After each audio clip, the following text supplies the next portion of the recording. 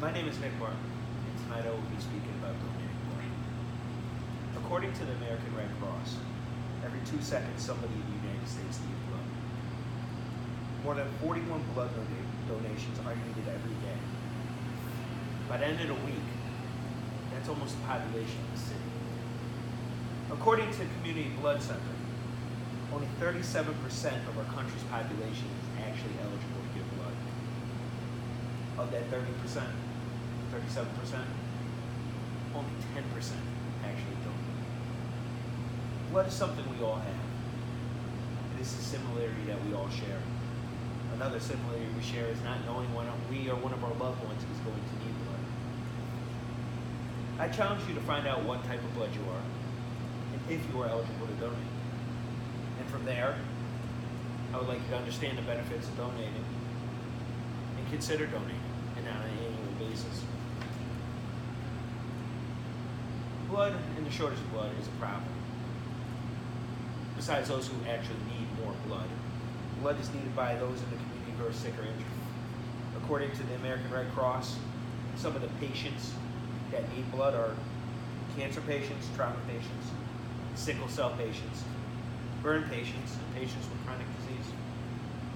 Others who need transmissions include women with complications of pregnancy and children with severe anemia. And one of the reasons that it's so important is because blood is something that cannot be manufactured, cannot be recreated. It can only come from us.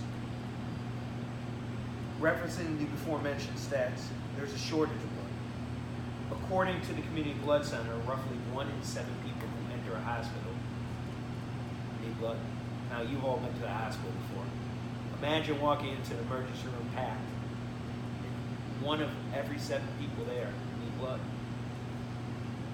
The Community Blood Center asks a question. They ask, what if there wasn't enough donated blood available when you or a loved one needed it? What would you do then?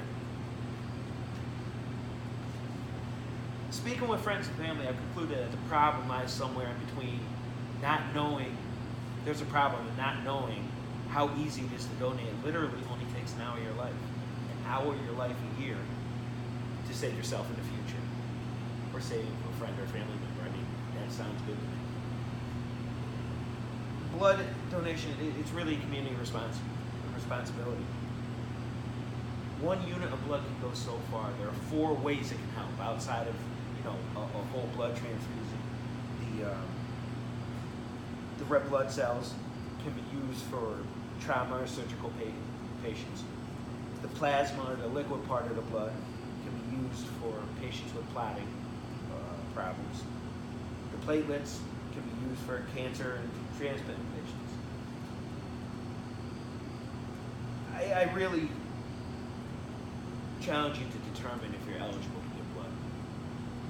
Look at, kind of the benefits and how much it would help the community, and then consider giving blood. Consider becoming an annual donator. If we all pitch in on an annual basis, it will solve a big problem. And like I said before, it only takes an hour. Blood is the gift of life.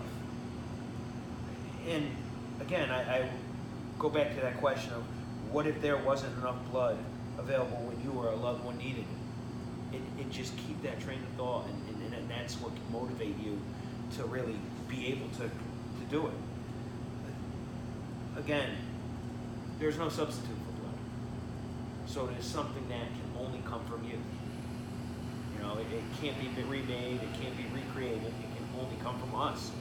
Not even you, us. And another question is, what if everybody who was eligible to donate became complacent and decided that they didn't need to donate because somebody else would? What would happen then? We need to take the responsibility, and we need to be the ones to donate. And, there are also some other benefits to donating blood. You get a little mini checkup. Your blood may flow better. Your iron levels will stay balanced. And you can live longer. I mean, these are proven scientific facts.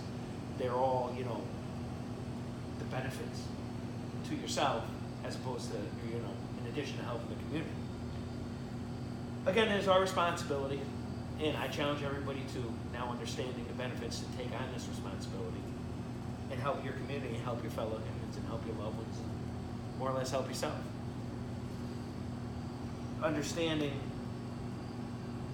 those who need blood and a limited number of people that can give blood, if you're one of that 37%, and of that 37%, one of the 27% who isn't giving blood, I urge you to fulfill your obligation.